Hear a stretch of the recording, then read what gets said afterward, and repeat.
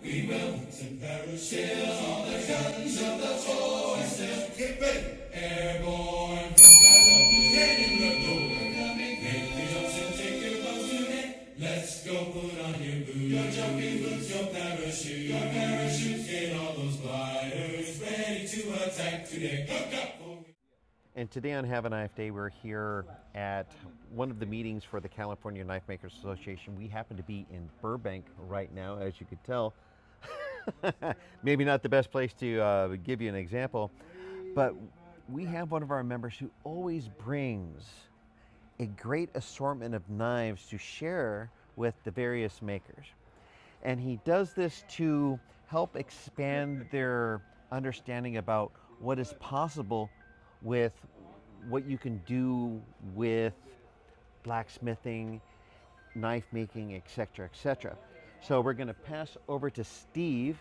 Steve, can you tell us about some of these blades?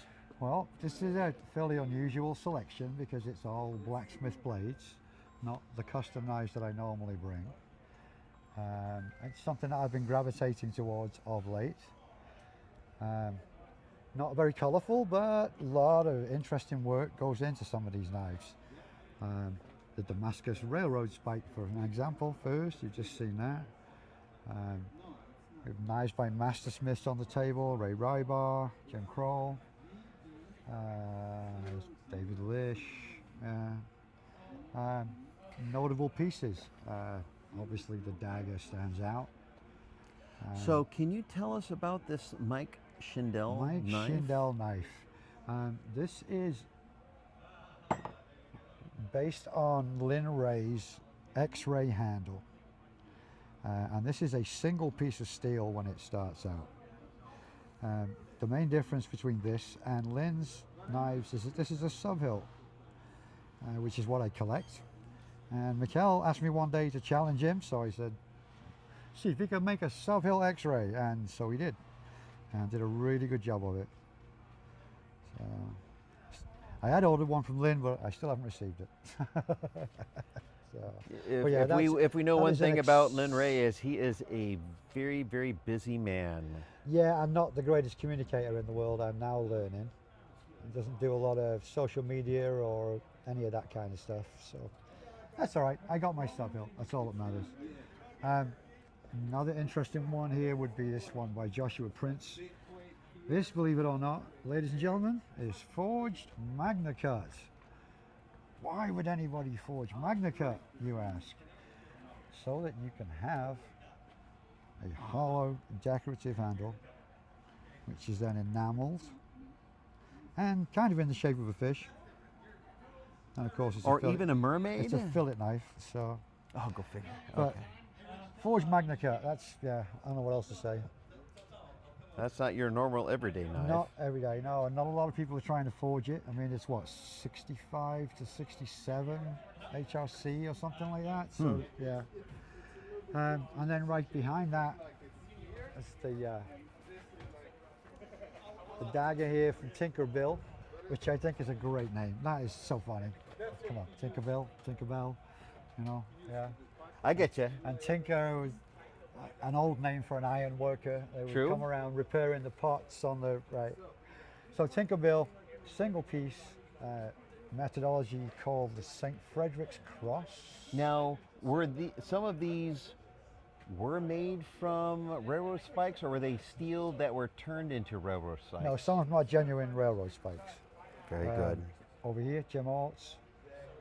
And to move that much metal, even with the cleaver, move that much metal off a railroad spike is not easy, trust me. In fact, Jim said he would never make another one. And I think David's is a regular railroad spike. And needless to say, the Damascus was not originally. So that was the Damascus steel that was turned into a railroad spike for a handle. Jason's thing is to make blacksmith knives, that's simple. So he's always looking for variations. And that's the first time I ever saw a Damascus railroad spike, I'll be honest. So if you ever have the opportunity to come to California, or even if you just want to join and support the organization, you get to come to fantastic places. What is the location that we're at right now? It's called, called The Sword and the Stone. That's the name of the business. And it's Tony. Yes. His name is Tony. And if you've seen a sword or some armor on some of the TV shows or even some of these movies, you could very well be looking at something that Tony has made. And I'm doing a little video of a project they're doing inside for the club knife for an upcoming show. For the Brea show in 2025, yes. So think about it. If you've ever gotten to the point where you want to make a knife yourself, this is a great opportunity to join an organization of mutual support and education. And Steve helps us to see pieces from people to help people understand that the only thing that limits you is your own imagination. Yeah. Yeah. All right. Guys, especially the young guys. Especially very young. focused on what's on their bench. They never really look around them. They don't know what's going on in the rest of the industry. Never mind the history that's behind them that allows them to do the things that they do today. And here on Have a Knife Day, our mission is to share knowledge, to share history, and to make friends. See, it even happens for me. And on that note, thank you so much for your time. Remember to like, share, comment, and subscribe. Share the knowledge with your friends.